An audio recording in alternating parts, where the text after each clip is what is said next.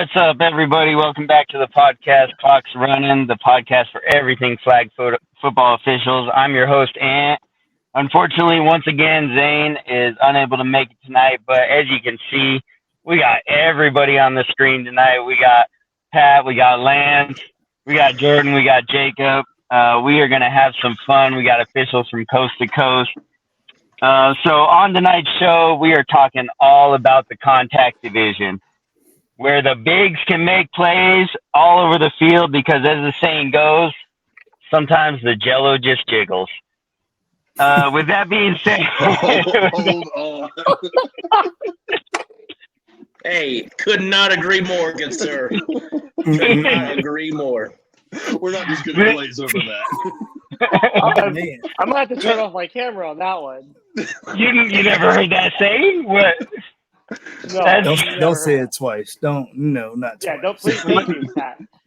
You want me to repeat it? Sometimes the jello just jiggles, man. My man. Hey, let him know, man. Let him know. Y'all jiggle, You know? or what? So, all right. With that being said, let's bring on. Oh, we got the guest, so let's bring on this show.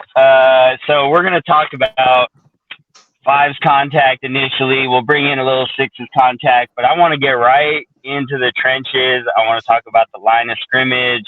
There's so much going on in there. So Jordan, I want to give you the floor first. As an official on the line of scrimmage, talk about your experiences. What are you looking for? What are the things that stand out to you as far as contact goes? Absolutely.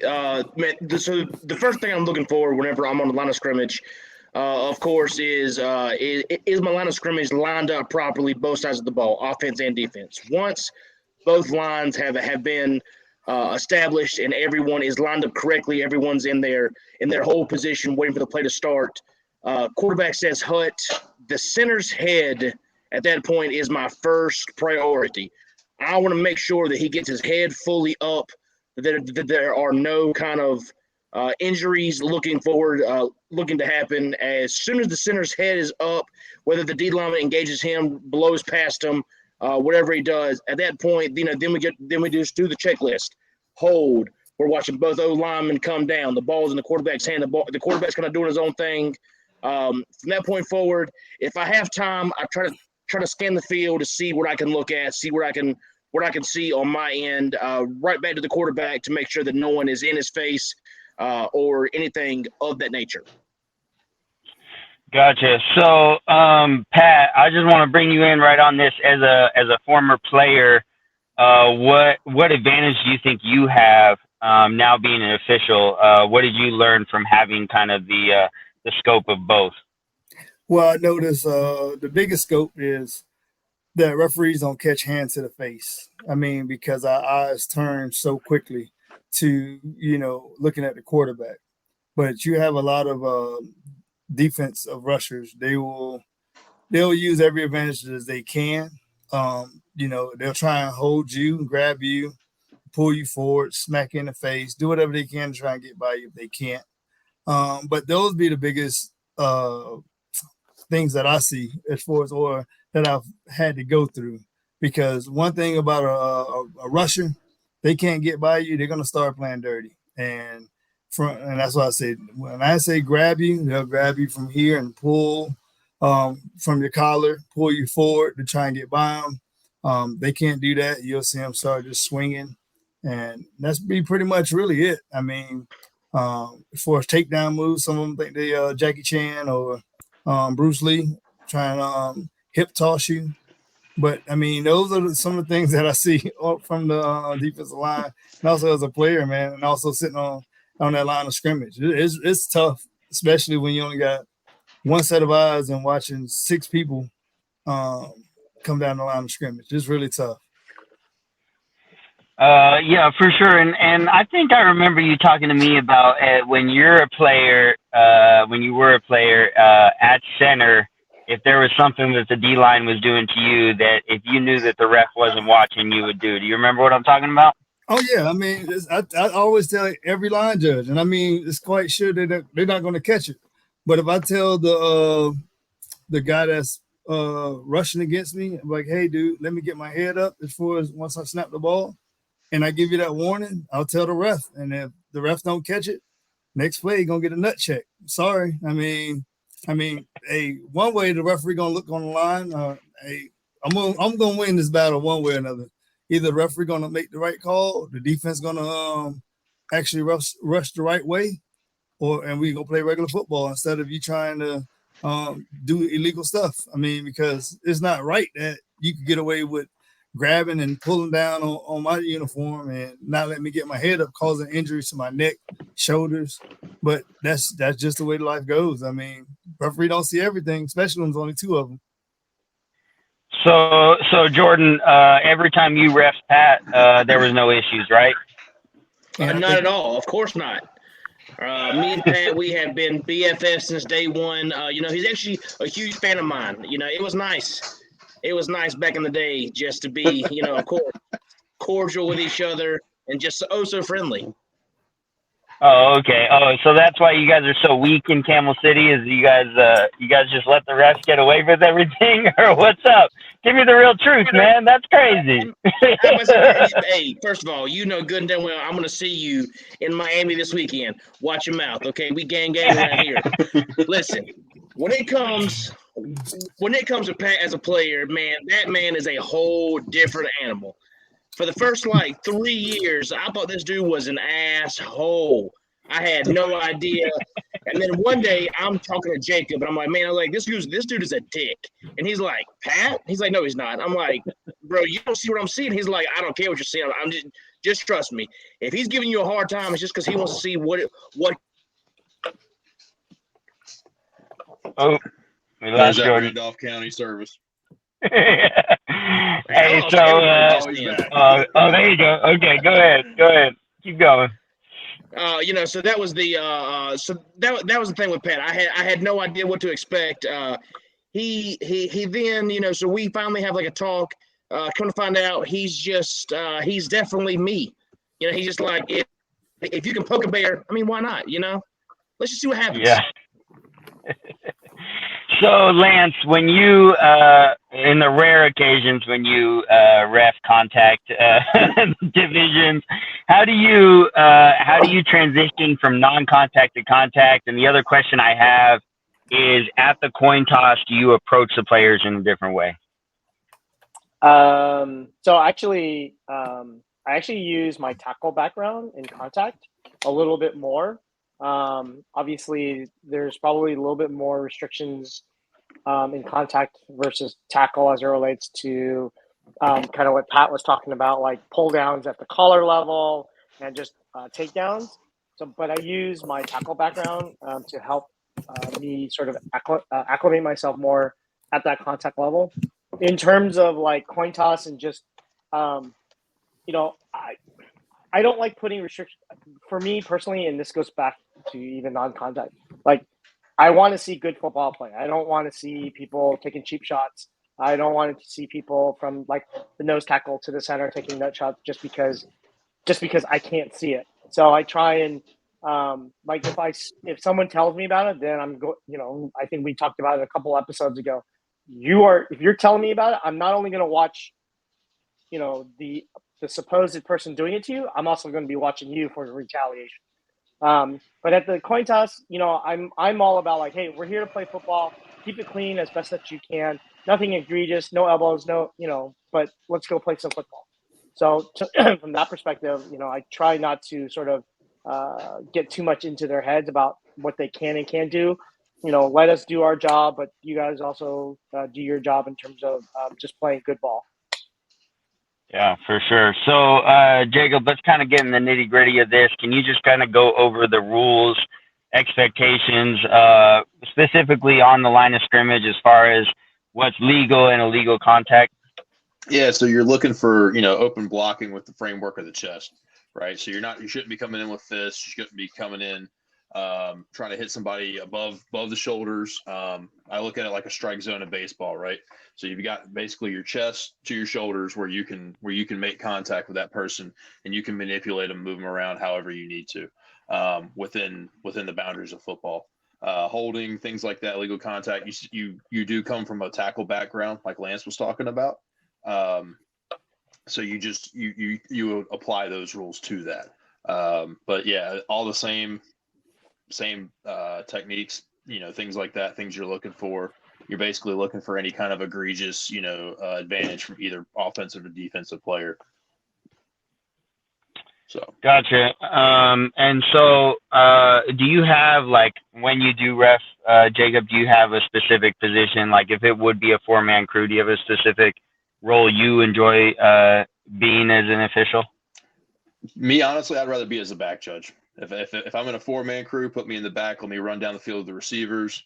I prefer the open space, being able to work in and watch a play develop. That's my preference. Gotcha. How about you, Lance?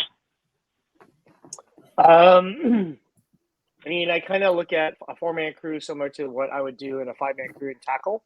So either back to Jacob's point, either back judge just because that's what I'm used to, or on the wings. I've done wing work a lot, so I kind of know what to look for. So for me, again, the transition from tackle to contact is actually more seamless than from tackle to non-contact. So Definitely. like I actually I know what to look for, more so than in non-contact, where there's actually more things that I need to look for versus in contact. Makes sense. Jordan, so I know you're an official that prefers like push-pull mechanic when you can utilize that. Can you explain what that mechanic is and why you like using it? Well, okay. So I wouldn't say that I like it. I would say that I enjoy it whenever I'm able. I have to have a strong number 2 on my field for me to feel comfortable as an official on a push-pull mechanic. Everyone on this chat currently, I will be no problem push-pulling any ref inside Camel City. I can push-pull with some of the other guys that I just don't know them as well. It's just a trust thing. You show me that you are a high enough caliber ref, then I'll push-pull. No problem. But basically, a push-pull is where I have line of scrimmage coming down the field, and then the number 2 guy or my other guy brings the line of scrimmage down on the other side. So I'm line of scrimmage on one side of the ball, and then I'm the back judge on the other side of the ball. It's a very fun way to do it, I think, only because you get to enjoy, like Jacob said, watch the play develop. You can see it from start to finish. But at the same time, I get to watch the center. I get to watch, the blocking and see how good or how bad you are at your O-line position. It's a great way to see both sides of the ball in different aspects. Pat, what do you prefer? Do you like to push pull, or do you like to kind of keep it a standard mechanic? Well, depending on can you hear me? Yeah. Okay, depending on who I'm referencing with, like if it was a Camel City ref, and no offense on no one outside of Camel City. I love the push pull method with our guys because one, it speeds up the game because you have some teams that want to go high tempo, and if the other team want to go on the field immediately, if the team goes 3 and out, you have that push pull method. You're able to speed up the game and get those guys on the field, which helps. Instead of you having to hustle down there, run down there, and say it's around the 8th game, you ain't running down that field as fast as you was around game 1 or 2. So when you have a good number 2 as far as on the field with you that you go push pull with and trust to be able to make those line of scrimmage calls is very helpful, and it makes the game a lot faster, a lot less arguments. Because I think at halftime we normally switch sides and keep the same view, so nothing changes when we do go use the push pull method. Gotcha. Well, I know Lance can attest to this. Whenever he wants me to push pull, I immediately refuse. I tell him Jacob can pull me off the field. I don't want anything to do with it. Send me to you. I want no part of push pull. It's I don't know what it is. I don't know if my wires get crossed. I will do it. I will push pull, but for some reason my brain I get locked in on the line of scrimmage, and then if I'm pulling the other way, and I'm the back judge. It completely just scrambles my brain. I glitch out, and it's just not working for me. So, but that's me personally. Jacob, what are your thoughts on it? So it's a catch-22 because I can see where you're coming from with that. Where trying to focus on too many things throughout the game, it can get people jarred up and get people looking in the wrong area, and you can miss something ultimately that's in your what we'd call your zone, and it becomes a problem. Now on the flip side, you have limited reps as an official for flag football games. So I look at it like you can use a push-pull method to get more repetition in more areas and build your versatility and be more dynamic, and be better off as a better overall official. So it's really your preference. People, if you and Pat were on the same field together, you guys could go by game. Say, I'll be the line of scrimmage for this game. You be the back judge for the game, and switch out that way. It's really dealer's choice. But it's there's pros and cons to both. I personally, it's kind of like everyone's kind of said. If I'm on the field with certain people, I absolutely have no problem push pulling. Saves our legs, makes things better. But there's also others where 1,000% I'm taking control of the whole game. And that person will be the back judge, get my spots, clean anything up that I need downfield. So it's all about dealer's choice. Yeah, I got you. Lance, do you just prefer it because your arthritis and your knees and ankles are acting up? And you don't want to move down the First Hey, of all, I agree, buddy. We all feel Hey, that. I agree. Whoa! Let's be careful here. No, I offer push pull on long days to help us get through those long days. Now, I fully understand your perspective, Ant, because if you start off on the line of scrimmage and then you're now flipping to back judge, your perspective and views need to change on a whim. So I get that, and I totally understand that. And admittedly, I've caught myself like staring at the line of scrimmage versus downfield. So, it can impact you in that way, and I totally understand that. But at the same time, what we're also trying to do is, if we're doing like a long tournament like Worlds, and we're there for 13, 14 hours, and we got, and we're on day 4, a little less walking might be helpful towards the end of day 4. That's all I'm saying. Like I personally don't care. I'm all for, like, to Jacob's point, like, I ask my crew, I'm like, hey, are we doing normal or push pull? And if someone says no, I don't want to do push pull yet, then we don't do it. And then we don't do it for the rest of the day. I don't even ask the question the second time. Of course, now Jacob might ask, why aren't you doing push pull? Oh, And no, I would 1,000%. and I'm like, I'm going to dog him now that I know. Hey, man, save Gramps' legs. Help him out. I got you, Lance. Oh, nice. Okay, let's transition into the next topic. Jacob, I just want you to cover a little bit of the differences between 6s and 5s, and also, like, what was the reasoning behind adding 6s contact to one of the formats nationally? Okay, so difference between 5s and 6s. So I guess it's a little easier to talk about 6-on-6 and tell you what the difference is from that perspective. So in 6-on-6, you get 4 downs to get to midfield. You get 4 downs to score. You get there's no laterals, handoffs, pitches, running. The quarterback takes a snap. They make a forward pass. They make a forward pass. The runner advances the ball as far as they can without getting their flag pulled. Basically, we mirrored our air it out format on the contact side. So what we did was we added an additional format for our contact players to play. So we look at, like, overall, I think the idea was to get more players involved and to give a fun new twist to it. Gotcha. Pat, do you notice when you're, like, at a big tournament, transitioning between 5s contact or 6s contact, Besides the running aspect of it, is there anything else differently you're looking for as an official? Phew, that's. I mean, honestly, there's really nothing besides because everybody's eligible as far as the wide receivers, the linemen, the center. Everybody's eligible. But the biggest thing that I would say, watching, because they do the laterals, they all know some of the guys are new to it, so you have to drop the flag, when they do the laterals.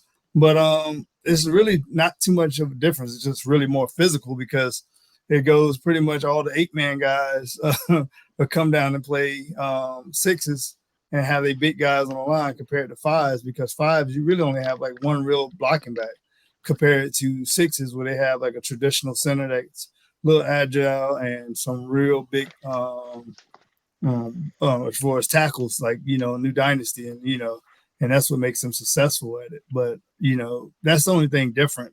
You have a lot more true linemen in 6-man compared to 5-man.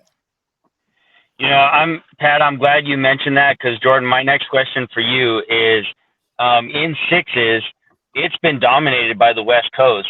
Can anybody on the East Coast respond to that? I mean, it's New Dynasty, the Bears. Like, where are these East Coast teams that are so good at contact? Why can't they respond in sixes? Man, easy, because we're too busy dominating and whooping ass in 5-man that we don't need 6 contact. So you guys can have that. And once we get bored and we're like, we want to whoop everyone's ass, just know we'll do 5s and 6s. Listen, this is not a conversation you want to have with the East Coast, okay? If y'all want to get to 5-man, you can ask Carolina's permission. All right? Oh, my God. Lord. Lance, anything you want to add about 5s and 6s, the differences between them? I mean, I think the one thing that I notice in between 5s and 6s is the pitch game is huge for a lot of people. So when you take the pitch game out, it is one of those things that they have just for, similar to what when players have to switch from non-contact to air it out. So it's one of those where, like, hey, we can't pitch, so it's traditional, like you're blocking 2-on-1. If you want to run a screen, you can't pitch the screen, so it's linemen pulling and stuff like that. So it's truer traditional football that I would see, but some teams are more equipped with that pitch game in 5 versus in 6s where you can't do it. That's what I see the big difference. I gotcha. Yeah, and I don't want to forget about the women of contact. And so, Jakob, can you just kind of mention what you've seen as women in contact has grown? Do you feel like they prefer 5s over 6s, or what do you see in the women's game? So, I mean, I think you're introducing more of. I think it's more of a regional thing, right? So, 5 contact started. I think it was 2021 was the first Worlds that they offered it. And it blew up. It was great. The women really embraced it. They've become very organized, and in the short time they've been playing it, they've taken great strides at becoming great, understanding the schemes and the concepts and getting that down.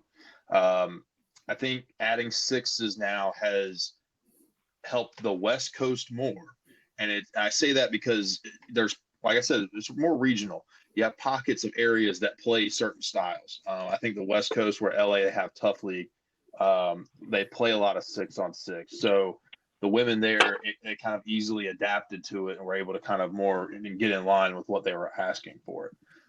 East Coast really hasn't caught up with that. They've still kind of stuck with 5s and stayed more traditional, I guess you could call it. But it's been really cool to see how great the women's contact game has grown. It's good. It's clean football. It's organized. Again, I think that just goes back to what we've said about, the women's game in general. It's much, much, much more organized than on the men's side. It's not 5 guys getting. Yeah. So Jakob, I could carry off of what you're saying with the women as far as why 6s haven't blown up on the East Coast. I can caveat with, because of the 8 women's football is still huge. And they're still dominating. They're having over 40 to 50 teams that are playing 8 women's, and they're playing in a different region right now.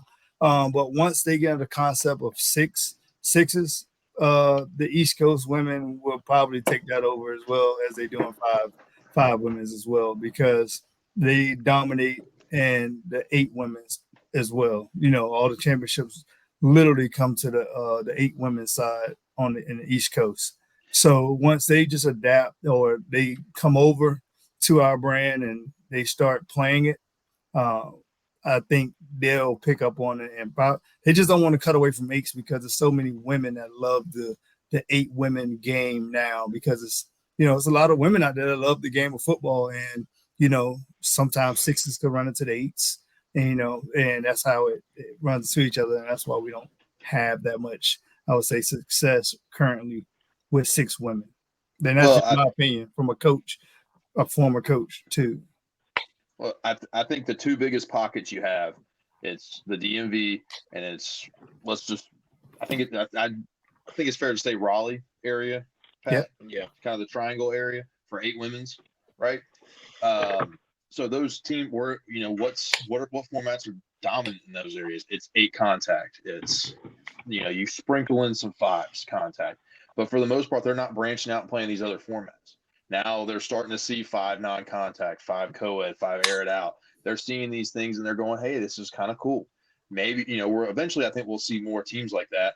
That I would say it would be more balanced, because I think the West Coast teams that do play 6 contact on the women's side, I think they've got those few steps ahead. They understand the schemes, they understand what to do, and they understand how to play it. Maybe not necessarily as physical as the East Coast does, because that's just a different game, especially in the DMV area. But the athleticism and the schemes will carry them through, in my mind, to have more of a balance between the 2. So it'd be interesting to see in about 5 years where everything is and where everybody lands. Yeah, I mean, I definitely agree with what you're saying as far as the H contact and how that looks. And being it from Colorado, it's a very H contact heavy state, and I noticed that when we started traveling, out to big tournaments, just the transition from H contact with triple threats to 5s contact, 6s contact with poppers. Some of the best DBs I've seen in the state of Colorado could not pull a flag, because they were just so used to you get physical and that triple threat's going to fall right off. Whereas with poppers, it takes some talent to pull that flag. Yeah, so you don't have to look at it funny and it falls off. Yeah. So Lance, what happens in the Bay Area?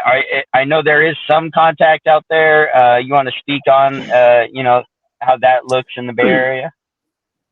No, I mean, I think there's we sprinkle in some contact in the Bay Area. I mean, and I'll include Sacramento in this. There's a sprinkling of some contact, both men's and women, but not to the extent where it's as popular as it is in SoCal. It's more non-contact. Well, I know Lawrence and Abdullah, they try and sprinkle in some contact and when they do larger tournaments, and so we get folks from SoCal, Fresno, Central California to come up and play. But for us up here, it's more non-contact more than anything else. Gotcha. So, all right. Well, I think we definitely cover both of those formats. For me, again, being a former player, I'm excited to see where contact goes, and especially seeing just the growth of the women's game. I gotta bring up another embarrassing story of mine as a player. I was in Tampa when one of the first goes at 6's contact in Tampa. We're playing Bex +1, and normally I'm on the D line, and that's where I was most comfortable. That I love being able to rush. That was my favorite position. But naturally, with some extra weight, sometimes you got to get in on the O line as well. So I'm on the O line, and here lines up in front of me, big Detroit, and I initially I never shied away from a big guy. That doesn't bother me. And so initially I think to myself, okay, let me just see what I can do. Maybe I could stay in front of him. And right away with his first step, I realized how fast this big man was. And I immediately gladly let him go right by me. And my quarterback, of course, got sacked. And I went right back into the huddle and I said, you know what? I think it might be time for me to stop playing. Like, because if that's the speed and physicality that is on the line, at that point, that was past my knee injury. And so I really didn't have it in me to, as people say, I made a business decision. I did not want to to get tossed into the mud. So, but yeah, I mean, I love those experiences and being able to relate. I battled with guys like DK and Dilly and from the Bears and those guys, and I definitely have stories with that. And it's just exciting to see the growth of contact. So let's talk about, as you guys all call it, the SEC of contact flag. I don't even know where that comes from, why you guys call it the SEC, but I want to hear about it. I want to hear about it. Why is Camel City called the SEC of contact flag? So I believe it was Pat, correct me if I'm wrong, because you were in the championship that year as well. You were one of the teams. It was 2022. That was the Worlds of 2022. That was the first year we'd really gotten our league. We'd spent a lot of time really working with these guys, getting these guys a ton of reps. The large majority of our league went down to Tampa and played. In the World Championships, let's see, in the Pro Division, we had, I'm going to say it was Bex won. They won the whole thing. We had the Queen City Bulls in the semifinals. I believe Kings Among Men made it to the championship Sunday as well. I'm probably leaving somebody out. In the comp division, the Mambas won it. They beat Legion. There was who was the third team? Was it Port City OTF? Was that who you played in the semifinals? OTF, yep. Yeah. That was a team from us. And I believe there was another team that was in the bracket that made it to Sunday as well. In the rec division, it was Killer Bees.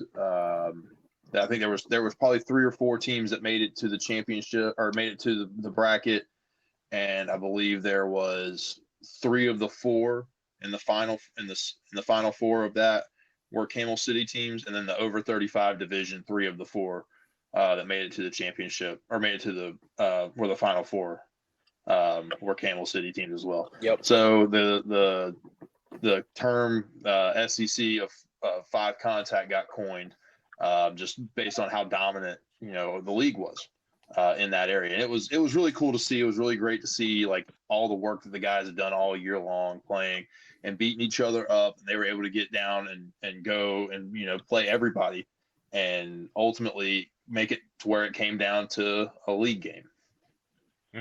Yeah. So Jordan, that sounds like a fluke year to me. It wasn't repeated, right? What do you think? That many numbers has not been repeated. But when it comes to actually like teams walking away with it, 3 of the 4 years, Camel City teams have been still top contenders. We lost the number of teams due to team mergers for travel ball. Other organizations being the same weekend. So there's just different numbers, but at the end of the day, we are still a force to be reckoned with. When you go from 4 to 5 teams in a division down to 3, I mean that's a smaller number. But when there's only 4 teams there and we're still 3 of them, that's still put some respect on it. I feel you, Pat. Over the last year, have you seen an area in the country just surprise you as far as being able to compete with Camel City in contact when we go to the big tournaments? Well, I haven't seen as far as I would say 2 teams, and I have to give them their props. I go to the Bears from Colorado when they played in Vegas, but I didn't see too much of them really in Florida because I didn't, they was I don't know if they was in Tampa or not. And then it was New Dynasty.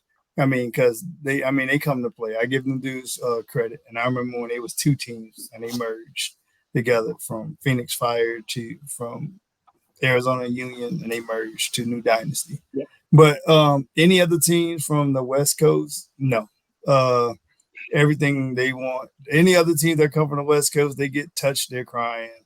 I guess I don't know what the referees or whatever they do over there, but yeah, they do a lot of whining as far as so. But as far as New Dynasty and on the Bears, they're down for that Camel City action. As far as but I mean, but it trickled down. I mean, and I don't want to go off topic, but it trickled down from the DMV, and that's literally where what Camel City in the SEC, what we call it. We call it the North and the South for the SEC instead of the East and the West. Okay, so let me correct this real quick. Go ahead. So I don't feel like it. North Carolina flag has been a particular way for a long time, and the DMV has been a particular way for a long time, and it's seldomly. I think that, over the years there's been a few times where there's been instances where the DMV has been able to come into the Carolinas and play, and there's been and the Carolinas have gone to the DMV, and if you want to really shout out those teams, Judah comes down here a lot, or the now Hard Target, ATA comes down a lot. They're going now by Athletes Anonymous. Matrix used to take Thundercats up to the DMV all the time. Mm-hmm. Back in the day, RDU Assault used to go up to the DMV a lot. Mm-hmm. There was definitely a blend of teams that would go in and out, right? And for the last few years, there really hasn't been that big connect. The one big tournament we have that tries to connect all of that is East Coast Nationals. And I think we get a good blend of the DMV teams and the Carolina teams that do play in that.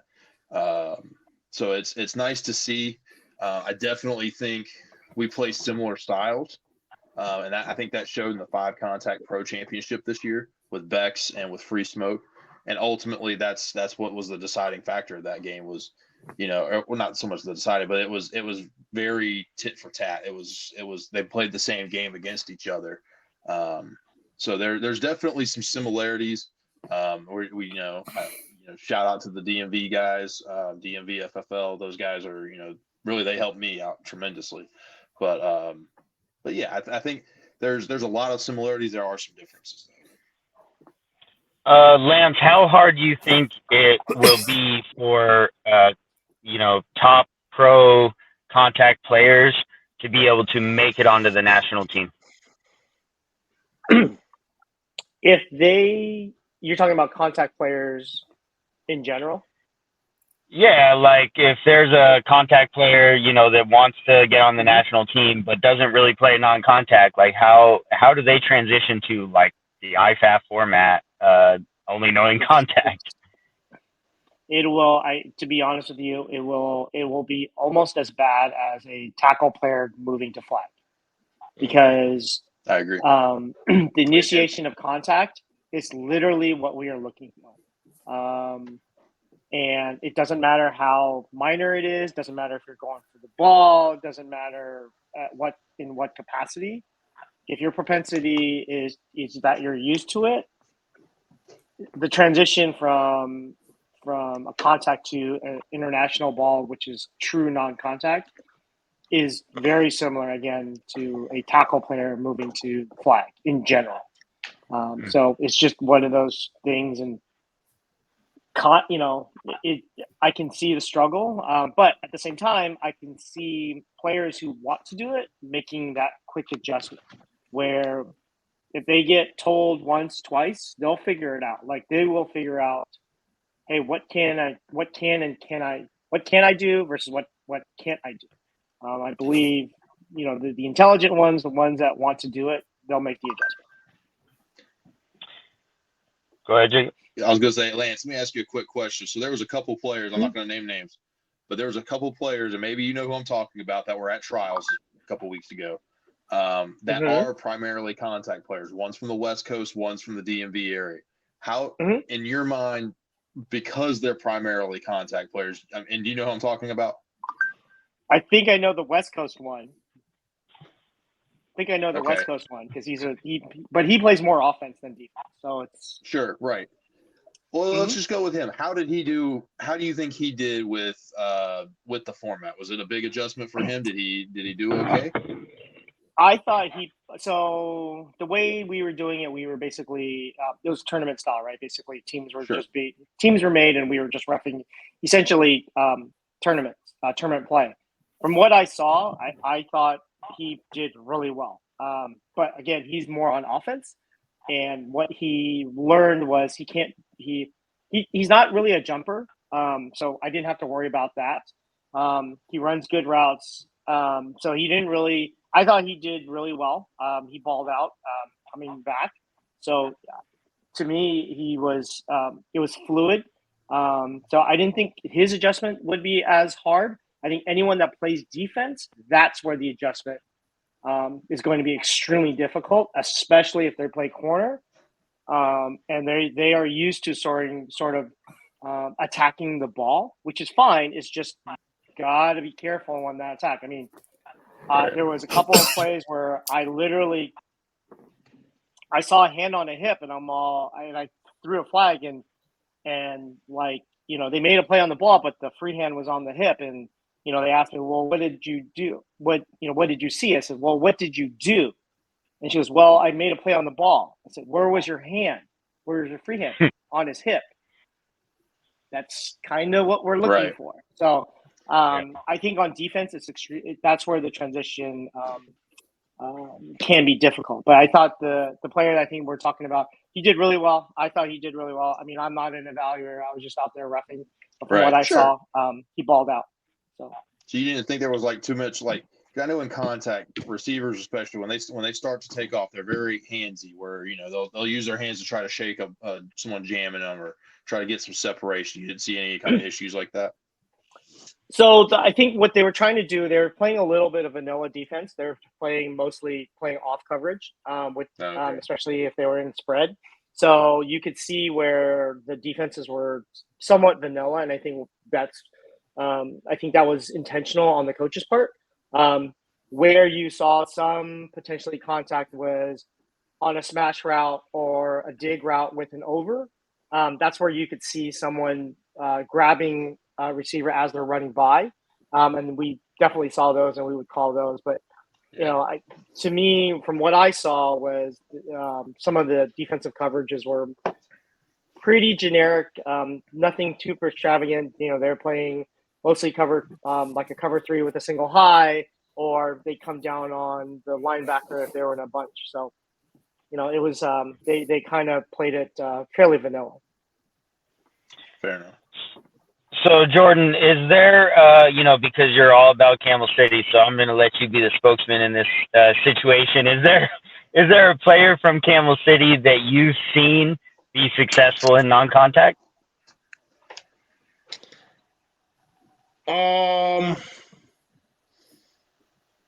don't know. That's actually a very tough question, only because me as a ref, most of the time whenever I'm reffing non-contact, I only see players I don't know.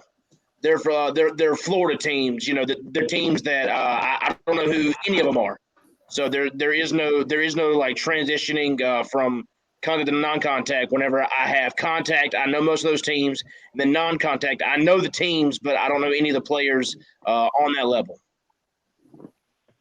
Pat, anybody stick out to you that has really been both successful at both?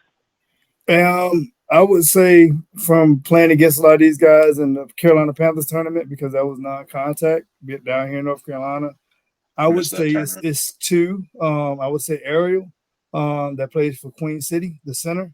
He can do both because he plays a lot of non-contact. And he's been playing it for a while.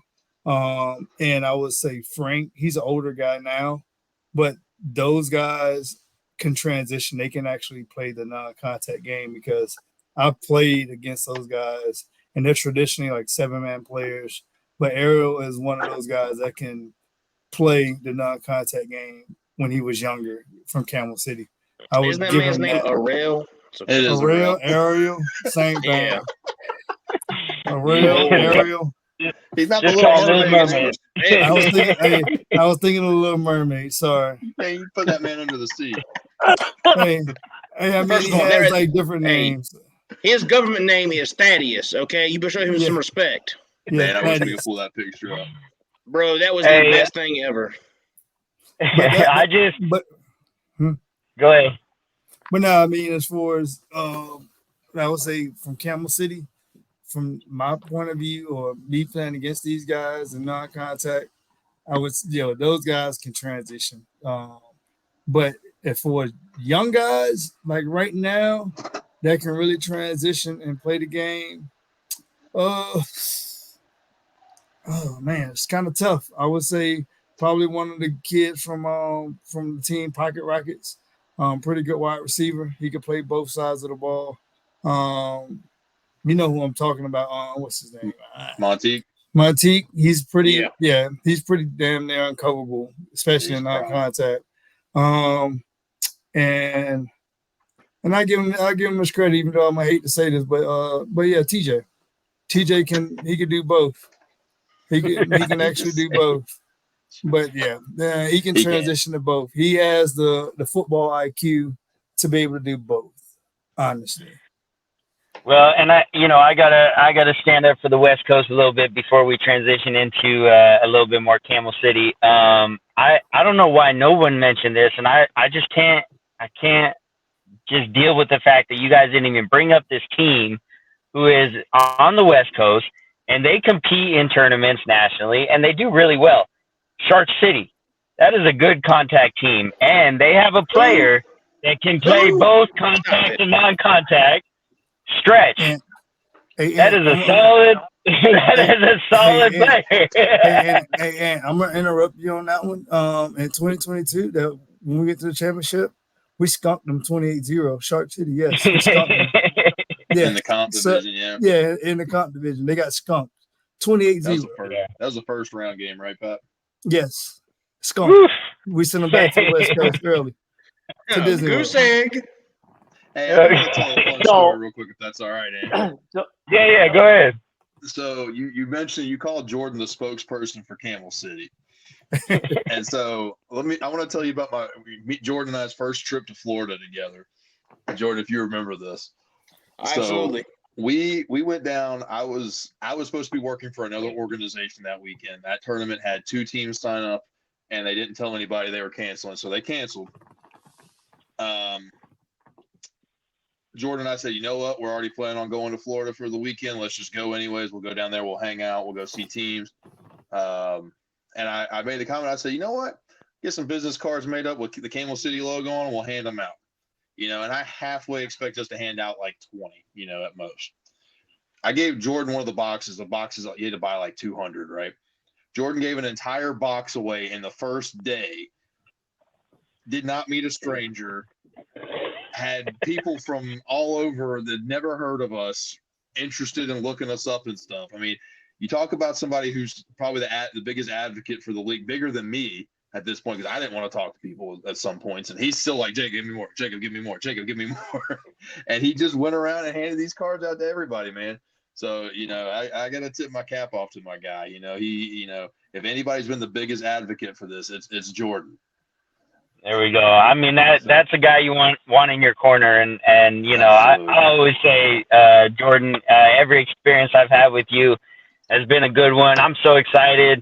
We got our field assignment for Saturday in Miami, and you and me are on the same field. You know what I mean? Like, we are gonna have a blast. We got the Island Boy coming from the Cayman Islands on our field as well.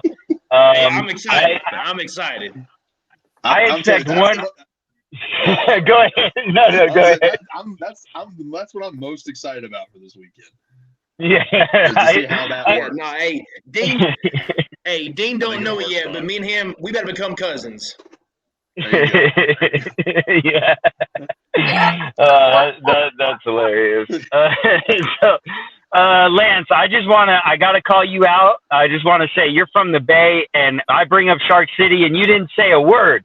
And I can't believe that, man. I tried to speak on them, and you had nothing to say. So I hope the guys from Shark City, from the Bay Area, are watching. Lance did not have y'all's back. Just remember that. Because they lost to East Coast.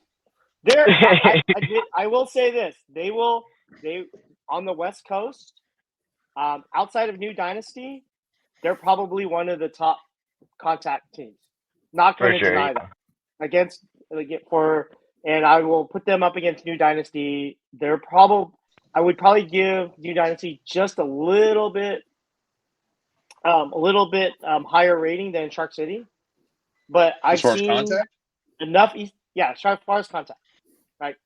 I would give New Dynasty a little bit higher rating than Shark City. However, I've seen East Coast. I know East Coast. I've seen, DMV, Charlotte teams play, and to Pat's point, you got to beat them. Yeah. They No, beat for all the sure. West Coast. That's the easy part.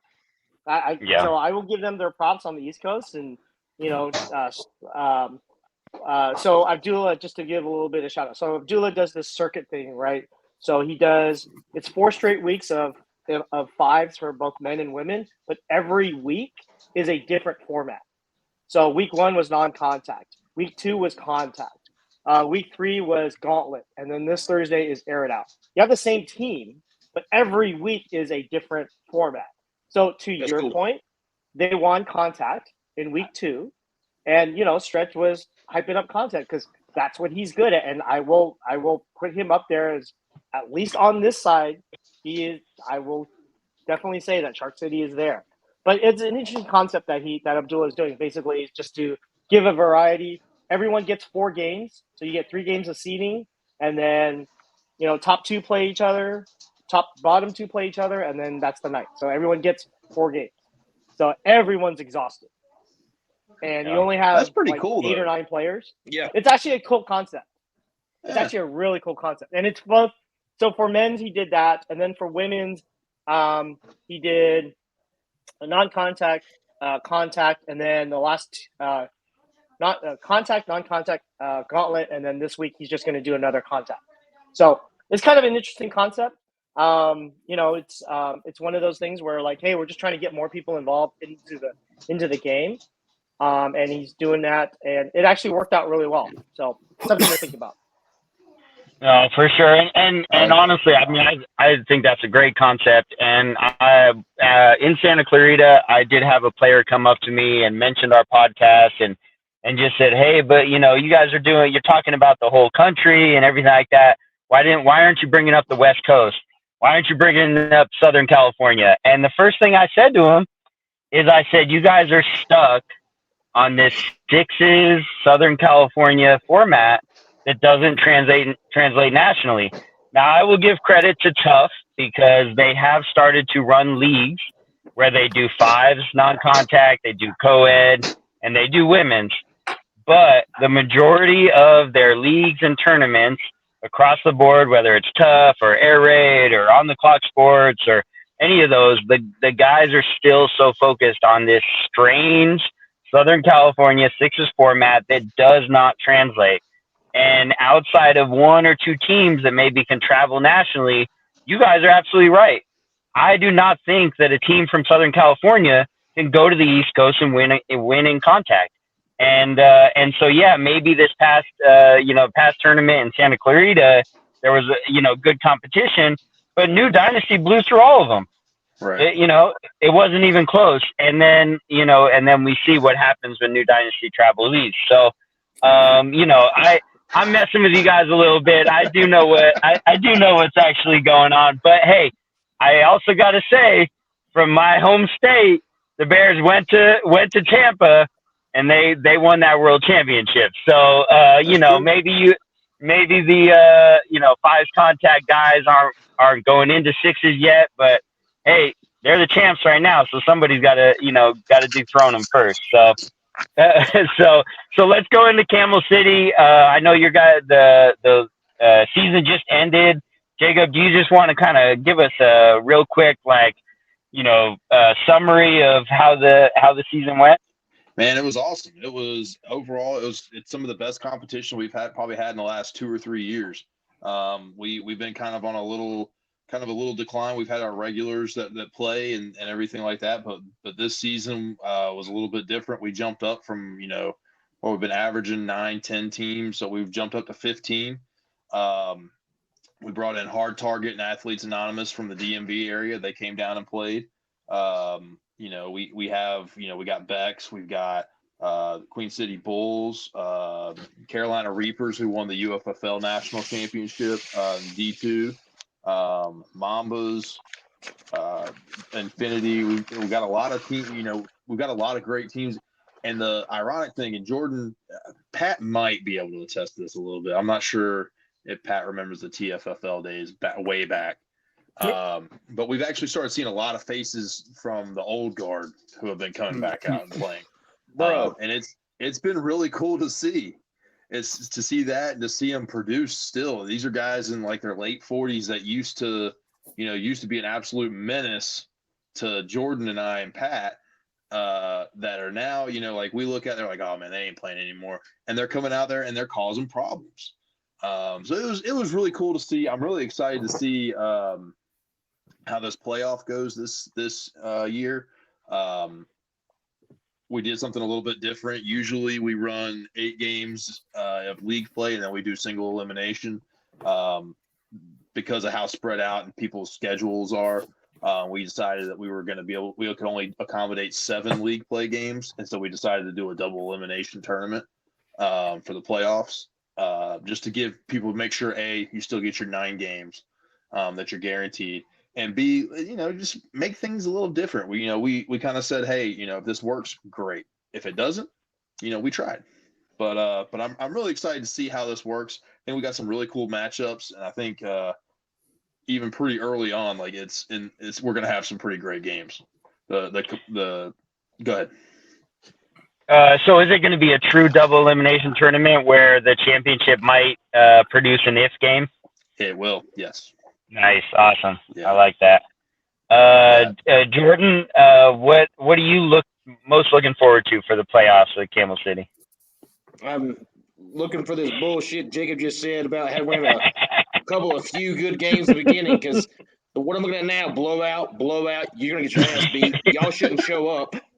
But it's okay. Wow. That's the good thing about double elimination, because hopefully that first ass whooping will give you a fire underneath you to really see if you can drive for success, and to go with it. I'm very, very excited to see where it goes, because that's one thing that I think that is going to be unique about this season compared to other ones, is because in the past we've had certain teams lose early, issues like their guys didn't show up, or their guys were running late, not really didn't show up, but the guys were running late, stuff like that. So now that you have a double elimination, there are like they say, any given Sunday. So any of these teams, well, except for like 4 of them, really actually have a chance. Hey, listen, we can go through these teams one by one. No chance. Y'all bitch too much. You're a bunch of crybabies. Listen, we can do this, but I really am excited to see what happens on the 23rd. Hey, so Jordan, normally you have your notes written on toilet paper, so I appreciate you upgrading to an actual piece of paper today. That's because you guys wanted to discuss real topics now, like Camel City. You know what I'm saying? It made me stand up, pay attention. There we go. Hey, so Pat, what are you most looking forward to in the playoffs? Oh, really nothing, honestly, because we've seen it all. I mean, I've seen it all from the player standpoint and now the referee standpoint. I'm ready to hear the bitching and the complaining. I can tell you that right now. The people that was getting calls in the regular season and wasn't getting calls in the regular season going to bring that same bitch mentality to the playoffs. And then 2, it's going to come down to as far as people thinking they're better than what they actually was and getting smacked up by some of those teams. So that's what I'm actually looking forward to. And I mean, but the least thing I'm looking forward to is like, hey, these guys, shut up. Let's play football and just play better on the defense or play better offense. I mean, and not let the referees be a factor of you can't catch the football or you can't defend a guy. That's pretty much it. Or you can't throw a completed pass. You're throwing it out of bounds. But the biggest thing I really am looking forward to is the double elimination, because here in the Camel City, where we originated the draft tournament, where these guys that play in these draft tournaments going to have the stamina to really come out of those elimination bracket and probably win that if game, because they're built that way already from the draft tournaments and being able to play. So that's my point of view, and hopefully some of those West Coast teams that you're talking about can bring their ass over and get smacked up too next time. Well, I just want to say I am looking forward to it. Is my birthday weekend that weekend, and I am looking forward to the gift of being able to ruin lives in Camel City. I'm gonna be out there. I'm gonna be.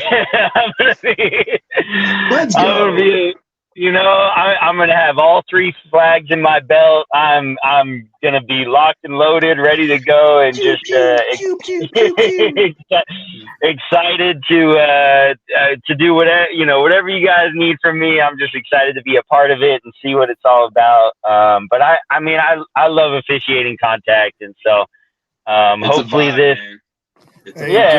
Hey, Ant, one rule in Camel City: we push pull, baby. So I hope you're ready. Oh man, hey, if you ain't pushing, pulling, hey, you gonna get broken in the right way on your birthday, all over. You know what? I'm ready for whatever. I'm the guest there. I'm just ready to get into it and learn from the best, and I'm excited for that. So. I appreciate you guys bringing me out. Hopefully it's not a one and done, and hopefully we can make it where, multiple times a year I can get out there and really just ruin people's lives and their entire weekend, and they can hate me for 3 months, because guess what? I'll go back to my home and they can deal with you guys. So, I look at guys, I look at Jordan, I look at Pat, I look at Joe, I look at Zane, I look at these guys, and I look at how rough that, because man, there's, in my mind, there's no place that rides the refs the way that these guys get attacked every week, and there's never, it's never an easy game for these guys to have to ref. And Jordan, we say it to people when they first start all the time: if you can work in Camel City, you can work anywhere. Amen, brother. And it's I love the players that we have. I think we have such a great community, but man, it's a gauntlet. It's a gauntlet for the officials. It's a gauntlet for the teams. It's a gauntlet for everybody. But it's an environment we thrive in. We have fun. So I'm so excited you're getting to come out here, man. I think it's going to be so much fun. At the end of the day, you're going to go, holy crap, that sucked, but I had fun. Yeah. I think that's going to be the end result, but it'll be a good time. But yeah, I'm really excited.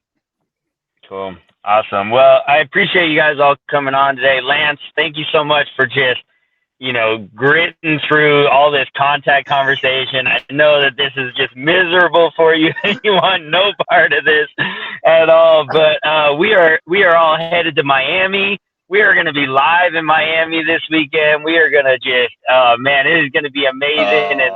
But Pat's not. Oh, you're not going, Pat? Wait a minute, Pat. I thought you were going. No, hey, the wife's birthday, and that trumps any tournaments. I'm sorry. Absolutely. No, I can appreciate that for sure. So, hey, thank you guys so much for coming on. Pat, if you can hit that end button, because that's it for this episode. I appreciate y'all so much. Hey, but if you guys like this podcast, please like, subscribe, and share, please, because that's what we're trying to do. Instagram, TikTok, Facebook, Spotify, you name it, YouTube. Yes, sir. All right, man. That's the end, baby. All right, fellas. All right.